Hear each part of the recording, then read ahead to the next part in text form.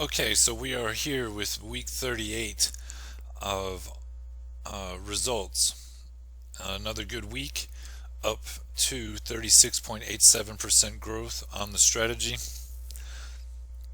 Closed out 3 positions at target this week: Octa, BNTX, and Hubs. So this results in some upward momentum towards the winning trade results. So win percentage of 80.98%, average win profit of $37.10, total profit $11,055.82, profit factor moving up to 3.3 to 1.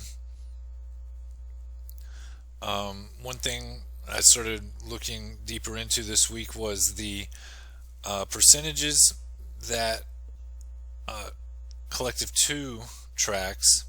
So we have Sharpe ratio, Sortino ratio, and alpha.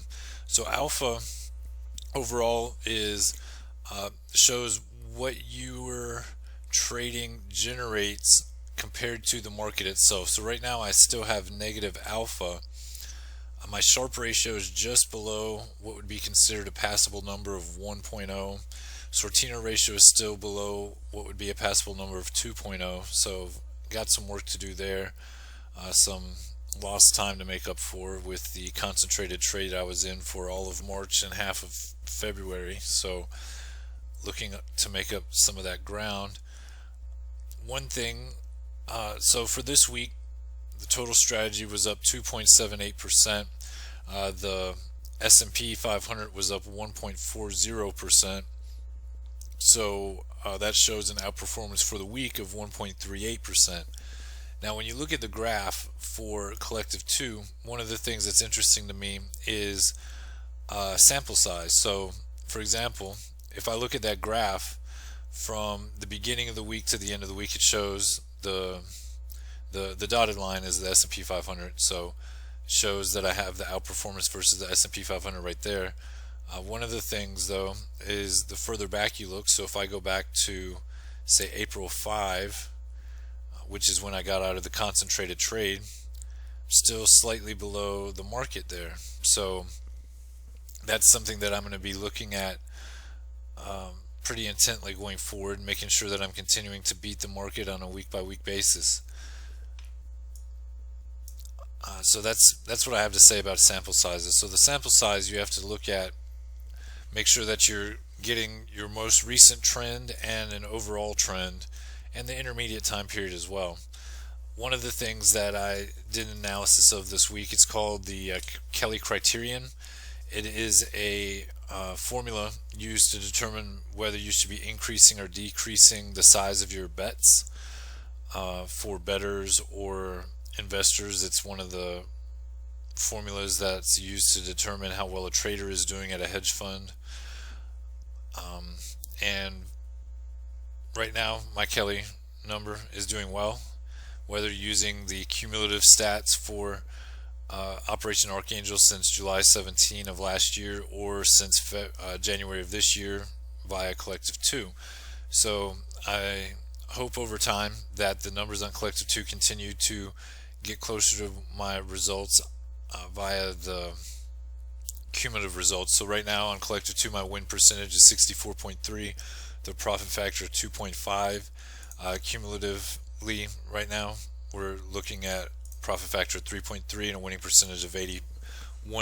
So there's still some convergence I expect to show up there.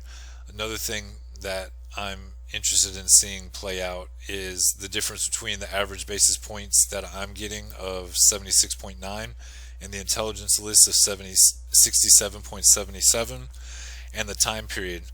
Now, one of the things I think I've discussed previously is the difference in time period is that the Intel lists are designed to be held over earnings releases, and most of the time I will cut a position just prior to earnings just to avoid the volatility that can happen to the downside after earnings.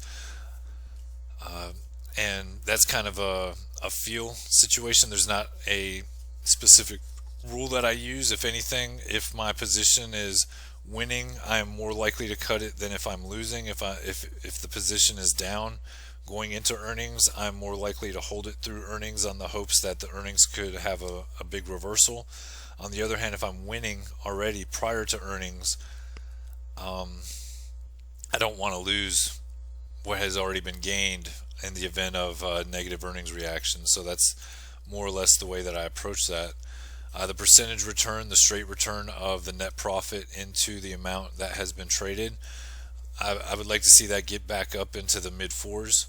Right now it's 3.75, which isn't bad, but every little bit more that can go up would be beneficial. So it was a good week, and probably over time I'm going to look at different ways to measure sample sizes and use the Kelly criterion to decide really how well things are going and if I should be increasing or decreasing the size of positions based on the environment. But that's about it for this week. I hope you have a great week, and you can sign up for my Fiverr gig or for my strategy via Collective 2 in the comments below. Thank you, and have a great day.